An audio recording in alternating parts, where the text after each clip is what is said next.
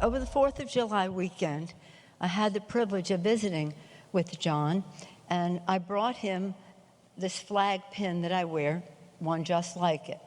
Why I did so on that 4th of July weekend was because it is engraved with something that says, "One country, one destiny." Now, wasn't that what John Lewis was all about? One country, one destiny. That the key line from House Speaker Nancy Pelosi as she memorialized the late John Lewis at his funeral in Atlanta just yesterday. Pelosi, she finds herself obviously at a key moment right now as one of the 4 big players looking to get another COVID relief deal done. And that, it plays into some of Pelosi's greatest strengths. Her political savvy, counting votes, pressuring her caucus for action, and her role as the chief foil to Donald Trump. That part of Pelosi is part of a new book called simply Pelosi. It's from Time magazine political correspondent Molly Ball, and we recently spoke about Pelosi and her book. You know, a good friend of the speaker is retiring Congresswoman Nita Lowey, whose district includes where our studio is. And those two have been, as I said, friends for a long time. And what was interesting was she told me the thing that Nancy Pelosi disliked most of all wasn't necessarily someone's political ideologies, but if they couldn't count, meaning votes, and if they couldn't appreciate the game that is politics and how you get to a stated goal. To her, that was a sign of laziness, what she said was the worst sin. In covering her, did you come to that conclusion too, that you kind of came to this iconic figure pretty late in the game because people finally seemed to appreciate, maybe with a contrast with the president, the idea of competency and kind of old school politics? I describe her in the book, the description of one of her former mentors was operational. She's very much an instrumentalist. She's very much somebody who cares about getting something done. That to her is the whole point of everything that Congress is there for. And if you're not getting something done, what's the point of just standing around and talking, which is something a lot of politicians seem to prefer to do. So I think it's absolutely true that there is a belated appreciation for her. Washington has been so consumed by acrimony and gridlock and an inability to get everything done or even to keep the Congress functioning. And here's someone who rather uniquely does seem to know how to do that. There was a great quote that you had from when Speaker Pelosi got with Rahm Emanuel, then Chief of Staff for President Obama. And again, it comes back to that central theme about the art of the possible. And when the president was trying to work in a bipartisan manner across the aisle, she was mad because she said he didn't get it here. What the other side is looking for isn't collaboration. And then she said, quote, "Does the president not understand the way this game works? He wants to get it done and be beloved, and you can't have both. Which does he want?" And that's kind of been, you know, her MO, which now may be appreciated, but for years, you know, rankled some people that she came to the conclusion before a lot of other people that, you know, maybe there's a different day and age in Washington, but the one of today is, it is shirts and skins.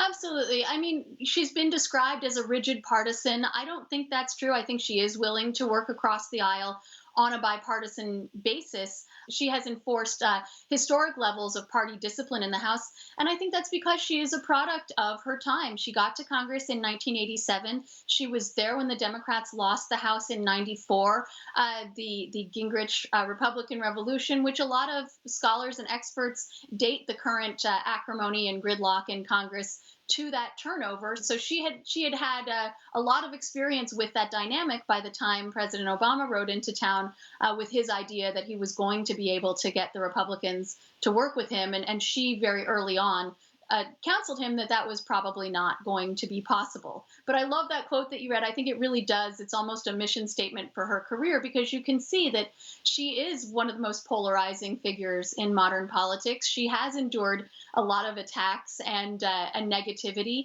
and she would always prefer to get something done than to be beloved. You talk about in your book that it wasn't that long ago, even 2014, that she was a lot of people in her caucus were looking for a change in leadership, and people were pushing for a change. In some ways, was the best thing that ever happened to her Donald Trump, in that they were such polar opposites?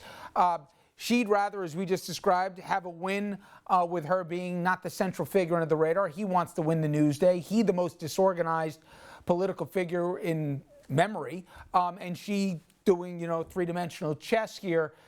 And when he called her out and made her the public face of the party kind of rallied around her. And since then, she's taken up real estate in his head. I don't know if she'd view it this way, but does she acknowledge in many ways Trump has strengthened her position within the party? Well, I think I certainly think she would not agree with the idea that Donald Trump is the best thing that's ever happened to her.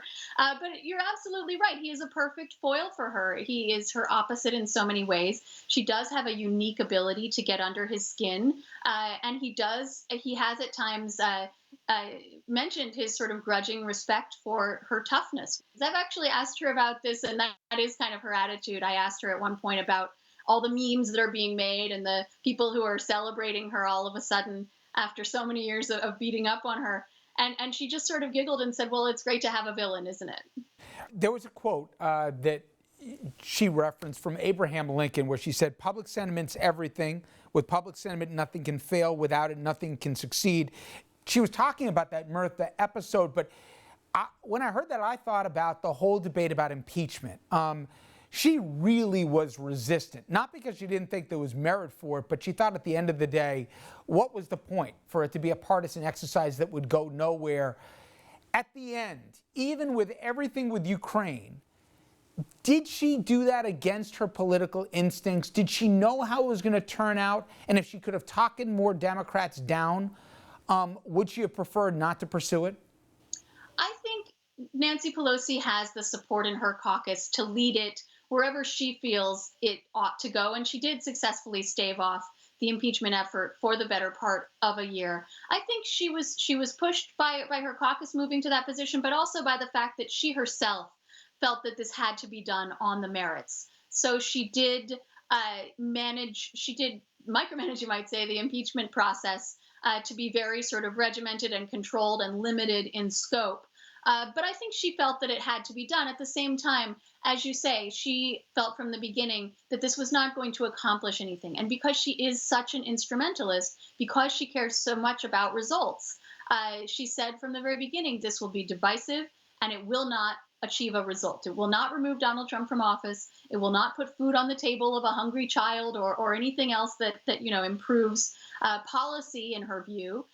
So she just did not see the point of it unless that public sentiment changed. So that quote from Abraham Lincoln, I think she's always quoting it, and it makes it sound like she's saying, put your finger in the political winds and only do things that the polls show is popular. That's not what she's saying. But what she's saying is, if you want to get something through the Congress, you have to build support for it out there in the world. You have to go out and convince people. Molly Ball, again, the book, Pelosi. Thank you so much. I appreciate the time. Thank you. We'll be right back.